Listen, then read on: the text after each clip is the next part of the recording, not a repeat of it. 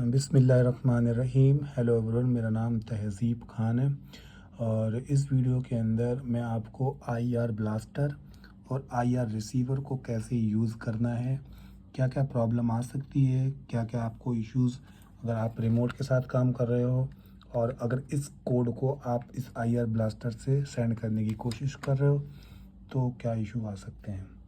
तो यहाँ पर बेसिकली ये मेरे पास आईआर ब्लास्टर है, इसमें मैंने कोड किया है, वो कोड आपको नीचे डिस्क्रिप्शन में मिलेगा। जैसे ही मैं इस ग्रीन बटन को दबाऊंगा तो आप देखेंगे ये हमारी ब्लू एलईडी जल रही है। और इसके बाद अगर मैं यहाँ पर कोई और बटन प्रेस करने की कोशिश करूँगा, आप देखेंगे यहाँ पर हमें सिग्नल रिसीव होता है।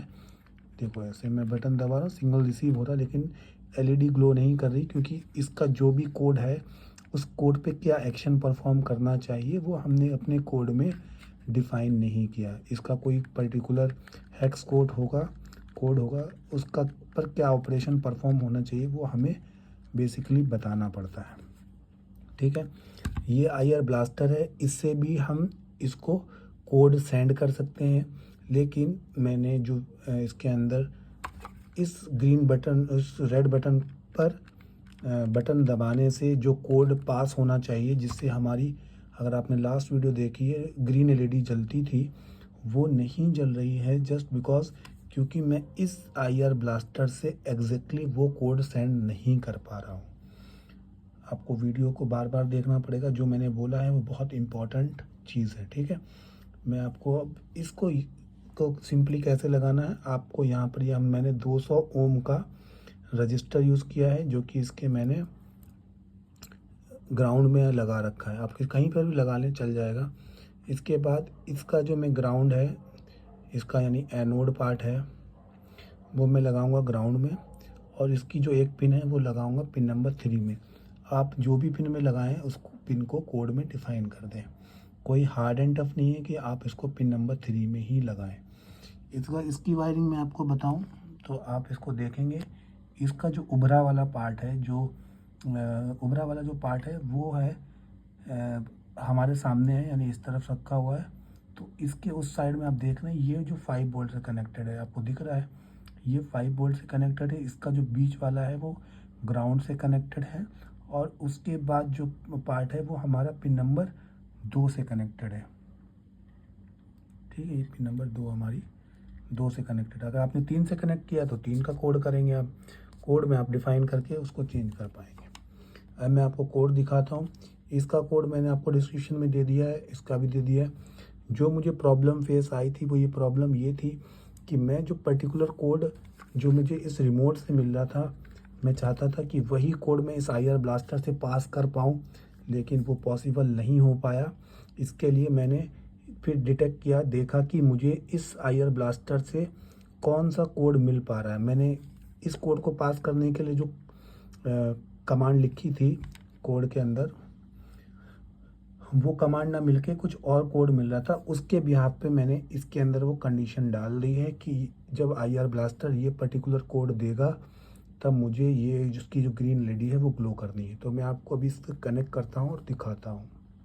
अब मैंने इसके अंदर वायरिंग कर ली है, तो जैसे ही मैं इसकी तरफ इसको दिखाऊंगा, आप देख रहे हो कि मैं इसकी तरफ नहीं भी दिखाता तो भी हमारी जो एलईडी है वो रेड कलर से ब्लिंक हो रही है, वो ग्रीन वाली एलईडी ब्लिंक हो रही है।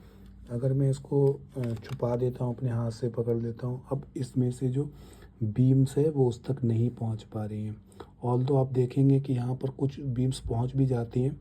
जैसे मैं हल्का इसका हाथ खोलता हूँ तो आप देखेंगे कि कुछ बीम्स पहुँच रही हैं। अब बेसिकली क्या होता है कि ये जो आईआर ब्लास्टर है ये कोई पर्टिकुलर कोड सेंड कर रहा है कुछ बीम्स के थ्रू। ये जो रिसीवर है इस बीम्स को रिसीव करके उसको डिकोड कर रहा है।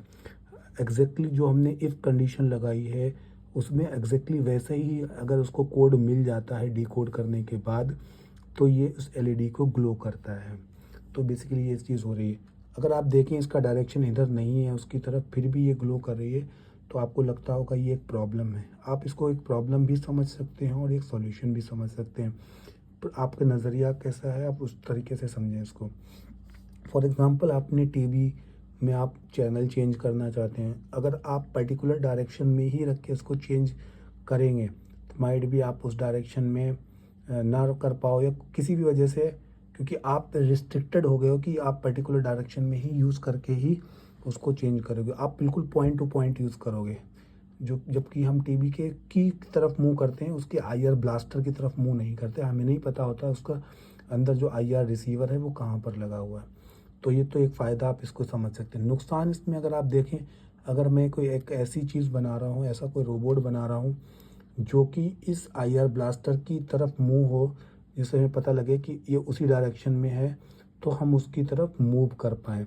लेकिन अगर आप देखें इसका डायरेक्शन तो इस दिशा में है, अगर रोबोट होगा तो वो इस दिशा में जाएगा? नहीं, उसको हमें इस दिशा में लेके जाना है, इस डायरेक्शन में लेके जाना है। तो यहाँ पर एक फ़ायदा और एक नुकसान होता ही है हर किसी का। अब इसको मैंने प्रिप्रिंट करने के लिए, ताकि इसका जो डायरेक्शन है वो स्प्रेड ना हो, मतलब जो बीम्स हैं वो स्प्रेड ना हो, मैंने इस तरीके की चीज़ें यूज़ करने की कोशिश करी है। अभी इसमें मुझे कामयाबी नहीं मिली है, लेकिन ऑल्दो तो मुझे लग रहा है ये कामयाब हो जाएगा। बहुत ज़्यादा नहीं होगा तो फिर भी 90% या 70% तक हम इसको अचीव कर लेंगे, ताकि जब हम इसका डायरेक्शन इसकी तरफ करें तभी हमारी एलईडी ग्लो हो। जैसे ही मैं इसको देखो निकाल देता हूँ, हमारा सिग्नल मिलना बंद हो गया, और यहाँ से मैं बटन दबाता हूँ तो ये सिग्नल हमें रिसीव हो रहा होता है। ठीक है, तो इन्फॉर्मेशन जो मिली है आपको मैंने दी है वो करेक्ट है। अब इसके अंदर इशू क्या था कि मैंने इसके अंदर सेम लाइब्रेरी जो आर्डिनो की जो रिमोट लाइब्रेरी थी वो यूज़ की है, और इस आईआर ब्लास्टर को यूज़ किया है। तो एग्जैक्टली जो यहाँ से कोड मिल रहा है वो कोड मैं इससे जनरेट नहीं कर पा रहा हूँ।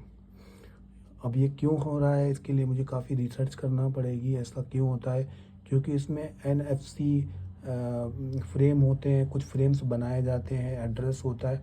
अब उसमें कैसे क्या चीज़ें होती हैं वो बहुत डीप एंड डाइव चीज़ें हैं, वो उतनी उस लेवल पे भी मैंने इसको एक्सप्लोर नहीं किया है। तो यहाँ तक मैं आपको ये बता सकता हूँ कि अगर आपको, क्योंकि इसकी ज़रूरत क्या थी कि मुझे इससे इस रिमोट के रिक्वायरमेंट की, मतलब जो भी यहाँ से कोड डिटेक्ट हो रहा है मुझे इस आईआर ब्लास्टर से इसलिए निकलवाना था या इसलिए जनरेट करवाना था, ताकि अगर मान लो मेरा ये रिमोट ख़राब हो गया है और मुझे किसी को एक रिमोट बना के देना है, अगर मैं उसको बोलता हूँ कि एक बार आप मुझे रिमोट दो, मैं आपको इस रिमोट की कॉपी हूबहू कॉपी बना दूंगा। अब मैंने क्या किया, इसके सारे कोड्स को डिटेक्ट कर लिया कि हाँ इस बटन पे ये है, इस बटन पे ये है, उसको लिख लिया। उसके बाद मैंने अपने आर्डिनो के कोड में उन सारे जो मैंने कोड्स हैं उन कोड्स को डाल के इस आईआर ब्लास्टर से उसको जनरेट करने की कोशिश करी। बेसिकली वो अभी हो नहीं रहा, लेकिन कोशिश करी तो हमारा रिमोट रेप्लिकेट हो जाएगा, डुप्लीकेट हो जाएगा। वो अभी पॉसिबल नहीं हो पा रहा है, उसके लिए मुझे फिगर आउट करना पड़ेगा कि ऐसा क्यों हो रहा है। Thank you so much. Please इस वीडियो को लाइक कर दीजिए, चैनल को सब्सक्राइब कर लीजिए। जो कोड है वो नीचे डिस्क्रिप्शन में मिल जाएगा। वायरिंग बहुत सिंपल है, आपको सिंपली 2 वायर यूज़ करने हैं।